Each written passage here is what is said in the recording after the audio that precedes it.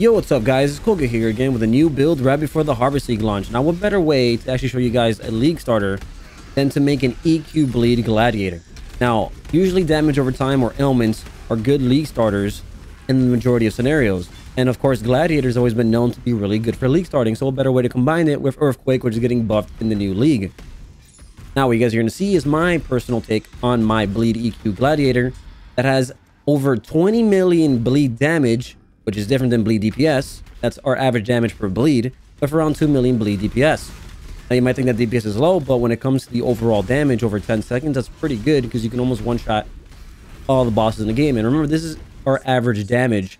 It can go higher if you get a higher roll, and of course, if you get unlucky with, let's say, Restless Coil not giving you a good roll, or maybe you didn't hit that 60% chance to deal 100% more damage. I'll explain further later on the X. It might be bad. So it is under a little bit of RNG, but that's with any bleed build, and that's nothing you should worry about. In our scenario, if we hit a max damage one, you can easily look at over 30 million, and especially after it's getting buffed. So what you're seeing is my max block bleed character. It's absolutely fun and actually fairly budget. Now, Earthquake is getting buffed in the future.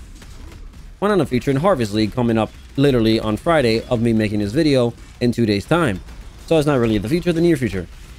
What got buffed? Well, there's a new cry called Seismic Cry. It's a new war cry that gives you AoE and it gives you more damage. Now, unfortunately, it's really good for clear, but it doesn't give us bleed damage because it says 30% more damage of attacks. If it would have said attack skill more damage, it would have been better because that affects ailments. But if it's just attacks, unfortunately, it doesn't. It's just like how Intimidate doesn't affect bleed, but it affects more damage for attacks. It doesn't affect ailments, unfortunately.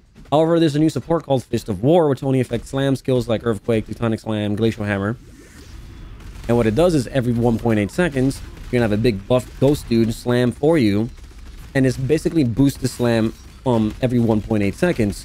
And this is fine because 1.8 seconds is fine to wait because we only need one big hit for bleed. We're not spamming our Earthquake over and over again. It's pretty evident when GGG removed the reduced Earthquake duration on the helmet chain. You can't get any more, so they want Earthquake to be slow, and that's what's happening here, and I'm fine with it. And what this Fist of War does, it gives us 59% more AoE, or increased AoE, which is really, really good. 148% more damage of hits, but most importantly, 100% more damage with ailments. So basically, what we can do now is wait those 1.8 seconds, right? And slam with the ancestrally boosted slam and make this massive freaking bleed. And to give you guys a sort of, comparison point, our build has 23 or about 22 bleed damage with Fortify, which only gives about 39% more damage of bleed. It's our lowest damage multiplier. We take that off for this, and we've effectively gotten another 60% more damage, which is absolutely insane. We should probably hit 30 million average damage per bleed. Now, the reason why we get so much bleed damage, you're like, how the hell is he getting so much bleed damage? I barely see other builds even hitting 5 million. Well, here's the trick. The problem with melee bleed is that they don't count as moving if this, if the monster's moving, standing still. When you inflict a bleed, it does 3 times the damage if the monster's moving. And there's a skill called Ensnare Arrow, which, range builds have for whatever freaking god reason, and melee doesn't, where you inflict it and the arrow makes the monster you hit with it or inflict ensnare with act like it's moving. So it gets the damage multiplier for bleed, like the max damage no matter what, which is awesome. Means they don't have to be moving. You're going to have your max damage possible. Well, it turns out it works either way, whether you're melee or range. It doesn't specify what type of bleed. It can be a bleed inflicted by a melee character or a range character. So since this is a max block build, what we can do is use a rear guard, which is a block and spell block quiver. That way, instead of having max block, we're around 55 block for that split second. We can weapon swap to any bow that you want. Just pick a fast attacking bow. We link Ensnaring Arrow with GMP, so we don't miss. You can even put LMP as well in there with increased duration. You can even, if you have a 5-link, you can even put Efficacy for more duration, make our Ensnaring Arrow last as long as possible. Hit them with the Ensnaring Arrow, you're going to see that our damage gets increased immensely. And then you weapon swap back to your axe and your shield, and you're just walking around waiting for the bleed to do its thing. Or you can hit again if, let's say, you didn't hit a good roll because of the whole Untitled Coil RNG bullshit. But either way, what I realized when doing this was that Ensnaring Arrow is still active even if you weapon swap. It's not like a minion where the minute you weapon swap to a different skill, when you lose the gem, the minion disappears like a golem. It doesn't. So the minute you inflict Ensnaring Arrow, the debuff, it stays on the enemy even if you weapon swap back to your sword. Meaning as a melee character, we can inflict the bleed, run away, hit them with our Ensnaring Arrow, swap back to our defensive setup with our, surrender. We're using the surrender shield, which I'll explain in a bit, and get our max damage that way. And our damage goes from 7 million per bleed to 23 million. So this technically works with any bleed melee character, and it's something you guys should take note of, because there's honestly no downside. We do have a block quiver. Why not use it? We're pretty safe anyway for max block. So I highly recommend it. You're only going to be weapon swapping for a split second while you shoot that arrow. That's perfectly fine. But overall, we do use surrender to make ourselves literally invincible, guys. To the point that nothing can kill us. Even his Cyrus beam that we just tanked like it was nothing. What? I tanked it. What the fuck? Easy game, bro. Fuck that. The reason for it is because it heals every time we block. So our main defensive option is not healing us, so we can just take damage and heal. Take damage and heal. Now, understandably, surrender is going to be expensive at the early point of the league, but it's not necessary. It's just a luxury item. Just get any shield you want that has a decent amount of life, resistances, and AoE, and block chance, and then eventually, save up for the surrender and eventually buy it. As for your axe, the same thing. Just buy a normal axe with a little bit of fizz damage. I guess you don't really need to care about attacks if you try to get a little bit. Try to get a siege axe. They're the best axe in terms of attack speed, so your earthquake doesn't feel too slow. But I know that's their goal, but we'll see how that plays out. But you basically want the most amount of flat fizz on your axe, so you can do a really big damage earthquake. This is the whole point. You just slam once, hope to God you hit every single max damage roll, and let the bleed do its thing, and you're good to go. Now, with your axe, you really want an Elder base, because the Elder base is what gives you the unique modifier, 60% chance to deal 100% more damage with bleed. Now, I don't like the RNG factor about this, where if you don't hit that 60% chance, your bleed does literally fuck all damage. But if you do hit the 60%, you'll notice it instantly, and it's good to go. So if you don't hit in your first try, just slam again until you do, and then pop your Ensnaring Arrow, and you're good to go. And then the last unique item that really makes your damage stand out is Frislata's Coil. Now, this one's another one that makes your max damage higher and your min damage even lower. So that means your bleed potential is like really high. But oh my god, if you hit the 40% chance that you missed 100% more damage, so like you don't get that buff, you get the min roll. Let's say you don't get a seismic slam with the new buff. Oh my god, your bleed will feel like shit. But the minute you get all three aligned, it'll probably feel like you just blew up the boss in seconds. But the build is super tanky, guys, and is not very expensive, and I highly recommend it as a league starter if you guys want to try it out, because nothing's really required. On top of that, all the cluster jewels were completely untouched, and the main cluster jewel that we're really scaling off, the other ones you'll see in the POB down below, are kind of like you can flip them around as much as you want. But the main one we need in every single medium jewel is Rend, because Rend gives us a lot of damage multiplier, but most importantly, it gives us bleed duration, which makes her overall bleed, that one hit that we do last 10 seconds and deal 20 million damage, meaning it's kind of like a brand build. We just hit the bleed, hopefully got it rolls really well, and then just run away. And of course, we do have Flesh and Stone for the maim, linked to maim, so that they take more damage. You can stay near them if you want, running in circles, but the whole point of it is you don't have to hit them again. You can let it last and literally kill the boss. Or in majority of times while mapping, you just hit the boss once, do your own thing, kill other minions or mods around the screen, and then come back and the boss will most likely be dead anyway. But yeah, guys, before we move on into the montage and of course into the build guide, I hope you guys enjoy what you're watching. I'm going to be playing Harvest League like any other streamer out there, so you can catch me on Twitch at twitch.tv/Colgadas. I'm most likely going to be starting as Wintertide, so if you guys are curious to see how that works, because I know everybody's, freaking dying about brands getting nerfed, I'm going to make that shit work, because honestly, it looks really good, and I already have a tree for it. So if you're excited, or you're just curious, stop by. Or if you have any questions for League starters, I will make a League starter build after this. Please let me know, or join our Discord down below if you have any questions, or what you guys think.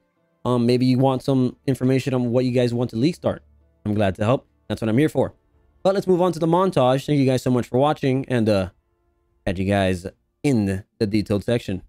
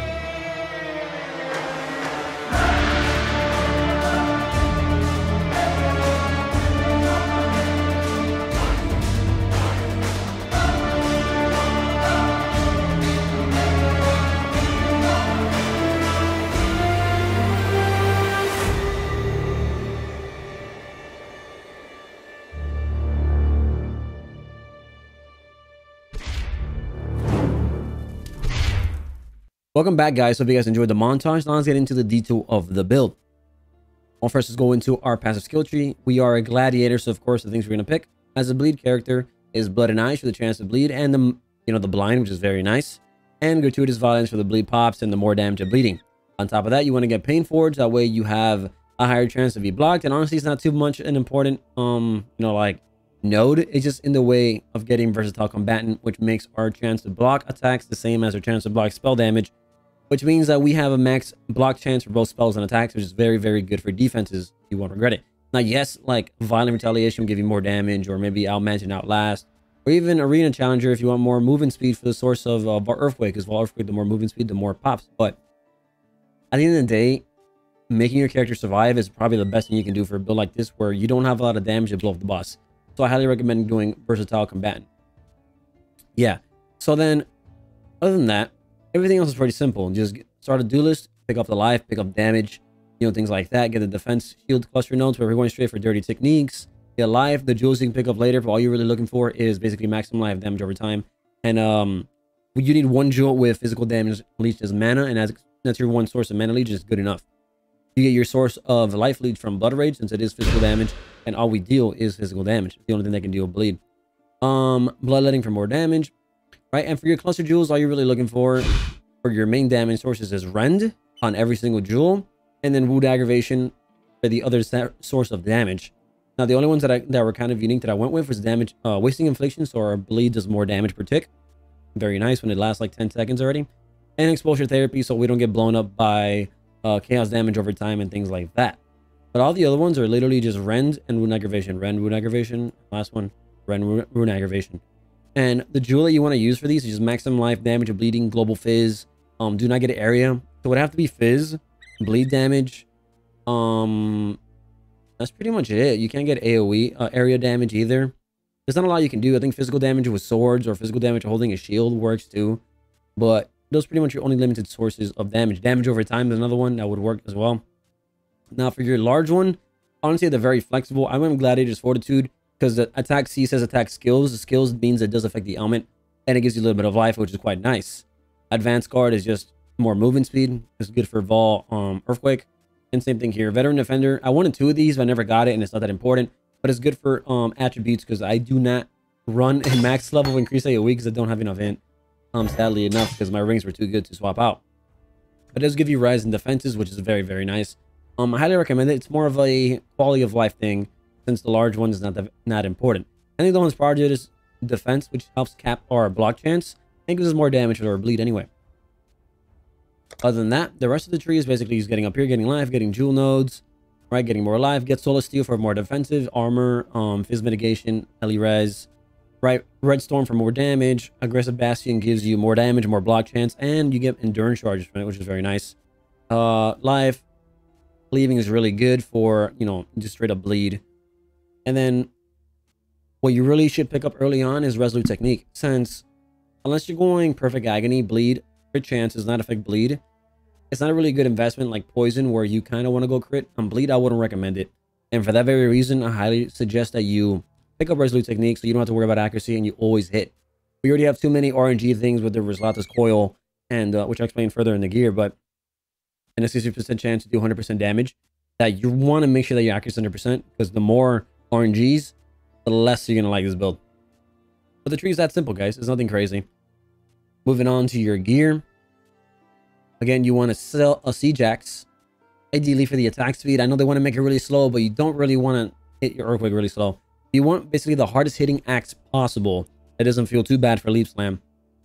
And quick note, Leap Slam and all these movement skills I just learned not too long ago, that the attack base of the weapon, let's say this one's 1.5, does not affect the movement of those skills. What affects the movement is the attack speed local, which is, you see the 9% attack speed. The higher you get that mod, the better Leech Slam will be. So you can pick up a slow weapon that hits harder. I did not know this back then. I'm not sure which axe is harder, but you can go into your let's say go into PoE wiki, right, and search up axes, right? PoE axes, and here you see the list of one-handed axes, and you can pick the one that does the most damage in terms of these two mods. You want to look for the one that has the highest per hit, and it seems like for this one is a Reaver axe, and even though it's a 1.2 attack speed, I probably should have gone for it because it does more damage. I didn't, because I wanted to see I thought that it affected leap slam. I didn't want my leap slam to be too slow. But again, you can go for that, or you go for siege axe, whatever you want. Because it does affect the attack speed of your earthquake. So even though it doesn't affect the leap slam, and let's say warding blades, we can't use it with an axe, obviously. It does affect the attacks of the earthquake, and I didn't want it to be too slow. But that was my main reasoning. All you want is literally fizz. You want an eye level 83 elder base. That's the only base you can get that gives you 60% chance of bleeding to deal 100% more damage. And yes, it's RNG, but it is the highest source of damage you can possibly get, so I highly recommend it. I just chaos spam this one. I got this random assortment of mods. The grid multi does nothing. And I just grabbed the fizz, and it was about 300 PDPS, which is perfectly fine with me. Try to 30 quality with a perfect fossil, or corrupting it with the beastcraft. Now, very quickly, right before you get your actual endgame max with the elder base with a 60% chance to do 100% damage, you can, while leveling, craft better axes, or really any melee weapon type you want. But since we're using axes in this build, I highly recommend doing that. And axe is one of the base types that works generally well throughout the leveling process, unlike other ones. But overall, since unique items are going to be, you know, not that obvious, and especially for new players who can't afford them, is a really good way to actually make good, or I'll say decent axes for the leveling. And all you have to do is really get a rustic sash, either a blue or a rare one, get a blacksmith whetstone, and get an axe. Usually you want to get the axe from the shop in the vendor, and the, well, not shop vendor, the vendor from the town, right? They're usually the one that sells all the weapons, and then you can also do the other vendor that sells the, you know, the alteration orbs, the alchemy orbs. They usually have a few rustic sash sitting around there. And of course, just get any blacksmith whetstone you have, right? And what you can do is you can either transmute one of them, or you can alkit, or even, you know, essence it, making it rare. Now, it doesn't really matter which one you use. At the end of the day, just make it rare or blue. The blue one makes it a smaller mod, while the rare one makes it a larger mod. For example, real very quickly, and say we put this one blue, make this one rare using an essence. Let's say if you want to save alchemy orbs, throw in your axe set, and boom, there you go. Now the axe goes from nothing to just a 48 or 49% fizz damage. And that's actually a max roll. But if you decide to use a rare one, it's 54. And that can go really high. So you can F around, see if you can get a higher roll from 54 to 64. Because if you do change the materials, that number can change. But overall, it's a nice way to craft, and then you can aug it, or you straight up just craft attack speed or melee fizz. And for a bleed build, you really don't care about the attack speed much. What you really want is the flat fizz. So you can just craft it like this, craft flat fizz, and there you go. If you have a regal it, and make it rare and see what you get. But yeah, that's all you guys need to level. And every time you find a new axe of a new higher base level, just craft it using this method, and it'll just carry you out through the game with no problems at all. Right here, I just have Culling Strike, Faster Attacks, and Leap Slam for your Leap Slam. Now keep in mind that we're dropping 4 to 5 from our main link when I go over it. Or, how do you call it? The new skill, Seismic Slam, which is a lot more damage. So you're going to put 4 to 5 instead of Culling Strike for your Leap Slam. That's what I recommend. I haven't showed it in the POB because I don't have the skill yet, so I can't just put it in there for you guys to know. But that's pretty much the whole setup. Now for your shield, the best in slot shield is Surrender. It gives you a F ton of armor, a decent amount of life. It gives you Reckoning, which is a counterattack skill, which you saw in the Simulacrum. I just stand still, and then the Reckoning, every time I would block, it would heal me, and then hit them back with Reckoning. And since that would bleed, it'll blow them up. And it was really nice, honestly, if you want to be like super lazy. But it was a cool source of thing, nothing too crazy. But it's basically a heal and block, which is the best source of your survivability. But these are very expensive early in the league, so just get whatever you can. In terms of a shield, it can be unique or not. It doesn't matter. You just get life and resistances. And then eventually just save up and buy Surrender, or maybe just farm Uno Toll Breaches until you get one. They shouldn't be too expensive a few weeks into the league. And here I just put things to buff the Reckoning, like Chance to Bleed, Melee Fist, and Brutality. Now we're going to be using Seismic Slam, so we'll probably drop one of these for the new Warcry. But when we get it, I'll update the POB. That's pretty much it. Now, like I said before, Ensnaring Arrow. Rear Guard. It gives you, as a bow character, a chance to block, attack, and spell damage. It has a very wide mod. Why not release 2024, 12 to 15? The higher it is, the more expensive. It's not too important, but just try to get one. It gives you armor as well, so it's a really defensive option for when you weapon swap and hit them with Ensnaring Arrow and weapon swap back. It's very quickly, and just to make sure that you don't die when you weapon swap. Our chance to block with our shield is maxed out with Rumi's Concoction, but with the quiver, it's about 54%, which is good enough anyway. Now for your bow, you can use anything you want. I was using a silver bench, and then when I ran a beach map, when I just got to maps, like it was my 3rd map, I got a 6-link silver bench. So I'm like, fuck it, I'm just gonna use it. Thank you, RNG. And here you just really want basically GMP, Ensnaring Arrow, with faster attacks and increased duration. If you have a 5 link, you want to use efficacy. And if you have mana problems, then use inspiration like I did here since I have a 6 link. Now this one you want to use efficacy, but I have my unbound elements because I use it for a weapon swap with increased AoE. Let's say it's maxed out, you can leave it in the corner and swap out from there and just leave efficacy there. But yeah, that's pretty much how you do for your ensnaring arrow. Onto your chest piece. Now you're like, okay, you can't crit, so why do you have a crit chest piece? I found this one, I self-crafted it, and it was amazing, and I didn't care about the crit, honestly. It had good life, good res, good armor, and I crafted life on it. But ideally what you want to use is something like this. This Astral Plate with a total, the socket attacks have minus 15 mana cost. The reason behind this was that I was using the Circle of Guilt to have reduced mana cost, and I got nerfed to from like 40%. What's the max now? 30 to 40 down to like basically 15 to 20, which is absolute garbage. And my mana was already a problem. And the only way we would fix this issue is if we use a chest piece like this. And it's really easy to do, honestly, because it's not necessarily a rare mod. I chaos spawned this one myself, and all you were looking for is res, life, and then the mod. You don't really need damage or anything like that crazy. But yeah, just save up for it. And in my case, I was using this for a long time, and it was perfectly fine. But with the new nerfs and everything to this, the Circle of Guilt and the synthesized rings, you want to use something like this, so that way you can free up your Earthquake and not worry about your mana cost. I highly recommend it. But your 6 is going to be Earthquake, increase AoE for clear, and then unbound elements for your single target, melee fizz, deadly elements, fortify. In the new league, it will be seismic slam. Fortify will go into your leap slam, and then brutality, and that's basically your best in slot. Moving on from that, your helmet. Your helmet's fairly simple. I needed intelligence, so intelligence is a common stat mod that can roll naturally on a helmet. So I went for there, and then I did buy like a reduced earthquake duration, but you can't get that anymore. They literally removed it from the game. So this is legacy now. I guess it's worth money. But I'm kind of glad I did it, I guess. I never had one before. This is my first time playing Earthquake. Oh, actually second time. The first time was kind of boring. And my first time playing Bleed, if anything. But all you're looking for is life, res, and intelligence. And then don't worry about the helmet, trying to guess. Just get whatever fits what you want or whatever fits your boat. Maybe blood range attack speed if you want that. But here I just have Swift Affliction and test out things. You don't need it. I was just testing it out, the reduced duration. I don't care about it anymore, especially with how slow Earthquake is going to be now. I guess we can put our Seismic Slam there instead of, the Cry, Seismic Cry instead of here, and leave all the gems there. Blood Rage, and then I put Enhanced to make the quality of the Blood Rage higher, so it gives us more attack speed. And then in one slot, it's just Herald of Purity. And now, I should note this because I forgot. Herald of Purity has been changed. It no longer gives you 5 phase, which nerfs a lot of phase breaker builds. And I'm kind of concerned for the bleed build, and I probably shouldn't be. The reason behind this is being taken off from flat fizz into more damage, more fizz damage, which does affect elements really nicely. But the way that elements work is that they get the base damage of your weapon until your axe, and that's what is scaling off the bleed damage. So that's your base. It's not what you deal to them. It's not increased damage taken. It's all based around the base damage of your your weapon, and your skill. So you see how Earthquake says use 121.8% of base damage. Well, that's the base damage is scaling off of. And the only thing that you can increase that with is Flat Fizz. So Flat Fizz is actually really important for a bleed build, just like on a Groshi build, a Facebreaker Void Forge. So I'm pretty sure the build will be fine, but that concerns me. And the same thing goes for Earthquake, because Earthquake got changed too from, the 181 to 272 added attack damage from to, what is it? The Aftershock does way more damage. Instead of being 70% more damage, it now does like, what? I think 150? Now, you can use Vol Earthquake, and then Vol Earthquake deals 410% more damage if hits and elements, and that makes your bleed do a lot more damage. So I highly recommend saving up Vol Earthquake for bossing. I kind of forgot to do that.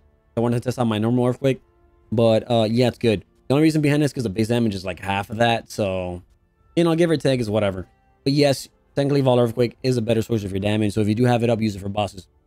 But that's being changed too, so we'll see what happens. The build should be perfectly fine. I just don't know if it's a buff or nerf.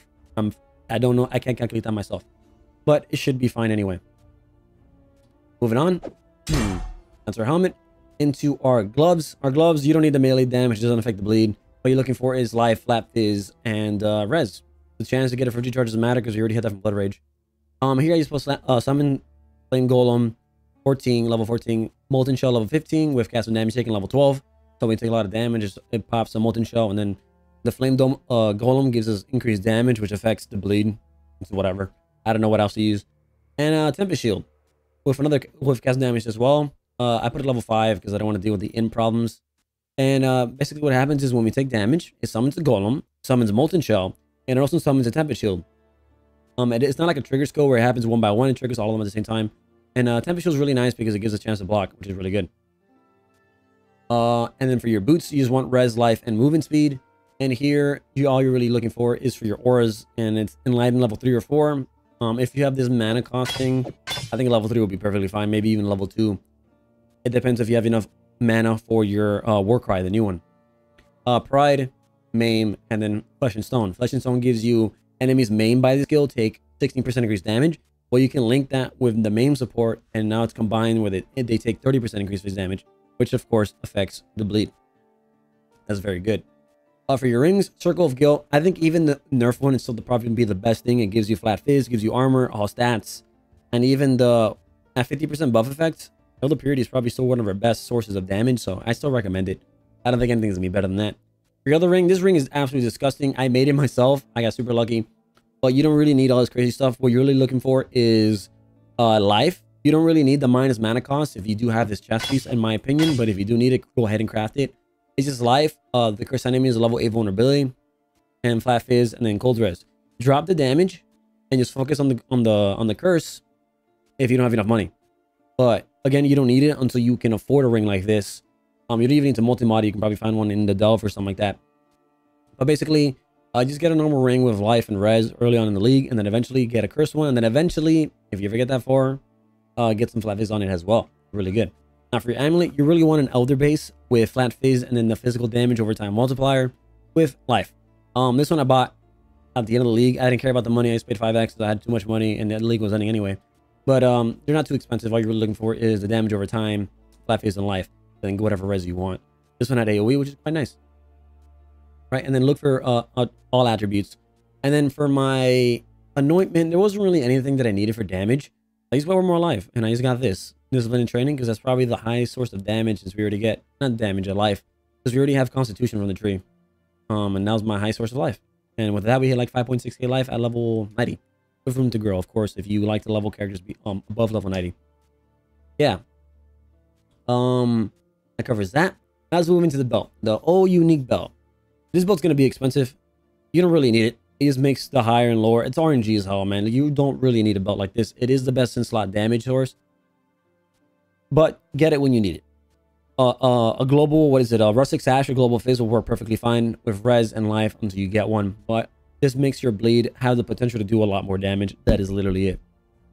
Excuse me. Just wait until you can afford one. Pretty simple as that. Make sure if you do get one to enhance it with attack catalyst, because it makes the more physical attack damage go higher, and the less go lower too. But hey, it's a counter. It's a risk for reward thing, you know. For your flask, all you're really looking for is a Quicksilver flask for movement speed. The reason we want movement speed, even though we have Leech Slam, is literally because Earthquake. The Fall Earthquake is based off our movement speed. How much you don't really cool. I liked it a lot. So if you don't care about it, go ahead, drop it. But I enjoy it a lot. It's fun, especially with the phasing flask. Your bleed flask for removal. You want Rumi's concussion to cap out your block chance. Phase run, basically, so that way when you pop Ball Earthquake, you use the Quicksilver and you speed through the mobs, the monsters. You walk right through them. You don't get cock blocked by their their entity or their bodies. And then an onslaught flask for movement speed and attack speed. And the reason behind for these weird flasks is because there's no bleed flask. The only thing that you could probably use is Witchfire Brew, but it would overwrite my curse on hit. And if you have dual curse, then I highly recommend you use Witchfire Brew, because even though this spares for chaos, it still affects damage over time. But since we only have one curse, then I suggest don't go for the Witchfire Brew. And for the last thing, guys, your bandit of choice is nothing. You want the 2 passive skills because none of the damage sources, or let's say like the crit or elemental, they do nothing for the build. So you're just gonna go for the 2 passives. That's probably your best bet. Gives you more life or more damage in a tree, and that's pretty much it. Now for your pantheons, there's not really much to say here. I would say just go Sword of Akali, because the one enemy to a chance to block build is damage over time, because you cannot block chance damage over time. So I highly recommend Soul of Akari. You can go for the other stuff like the Capture Thraxia to get Chaos Rays against damage over time. Really cool. Now there is Social Akari, but that's getting nerfed. It's not going to give you immune to poison anymore. But the reduced chaos damage taken and damage over time taken while on caustic ground is still really good. But if you care about your life last more, then just get Rislotha. But yeah, it's not very important overall. It's between these three, honestly. I don't recommend any of these because you don't need stun immunity. You can go for Solo Naris if you want more movement speed. That's pretty much it. But yeah, guys, that pretty much covers everything. And let's go into our MTX real quick, because if you're wondering why am I all purple, it's because we're using the Earthquake Crystal effect, which is absolutely gorgeous, and it's all purple. So I have the Colossus Sword with Celestial Weapon effect. I have the Abyssal Leech armor with the Monolith Crown. I believe that's from Legion. If you didn't do Legion League, unfortunately, you can't use it. With the Abyssal Lich Gloves, Abyssal Lich Boots, Celestial Character Effect, Breach Footprints. The shield is actually surrendered by itself. It looked gorgeous, and it fits the build, so I left it. I use Gloom Wings. And then for the helmet, attachment is Delirium Horns, which is from, again, from Delirium League. So, of course, if you're watching this and you didn't play Delirium, you don't have that. Sorry. And the bandana, because without the bandana, it honestly has a weird gap, which you might like, you may hate, but I like the bandana the way it looks, so I keep it on. I think it looks kind of cool. And it covers a little gap overall. And then everything else doesn't really matter. If you're wondering, this is the Crystal Earthquake effect, and that's pretty much it. And then Celestial Blood and Sand is that ring around me, if you're curious. And that aura effect is also the Celestial aura effect. A lot of Celestial stuff put together. And with that, that wraps up the entire build guide. I hope you guys enjoyed what you saw. This is a super viable build for the new launch of the, Harvest League, with all the two-handed buffs and the EQ buffs and the slam buffs and all that, bullcrap. But yeah, I'm going to be streaming, like I said before, at twitch.tv/Colgadas. So if you guys want to see me play the new leagues and stuff like that, and the new skills, then look out for that. I'm going to be league starting a Wintertide brand, even though brands suck, like I said before. So if you're curious, stop by. Or if you have any questions, join the Discord, and I'll be happy to help you. And yeah, thank you guys so much for watching. On a quick note, I have two guides. The Onigoroshi that I made right before Delirium ended basically got completely revamped because of all the nerfs and everything to the Warcry nodes. And I have another build called the Elemental Hit Deadeye. It was really strong build, like super strong, super fun, and it barely died once I fixed a lot of the defenses in the build. But that was also using Warcry. So I'm gonna repost those in an updated version, messing around the jewels from standard. A few weeks into the league, probably the first week or two, when I don't have a build for Harvest, completely done yet, and in that downtime where everybody's kind of wrapping up their build, I'll be posting those two. So please look out for that. If you guys, it's more of a how would you say, they're more expensive builds that require a lot more uniques. So it's good for a second build choice. So anybody who's rich off like the first week of league can do this. But yeah, thank you guys so much for watching. Look out for those, content in the future. I'll see you in Harvest. Good luck with your farm? Question mark.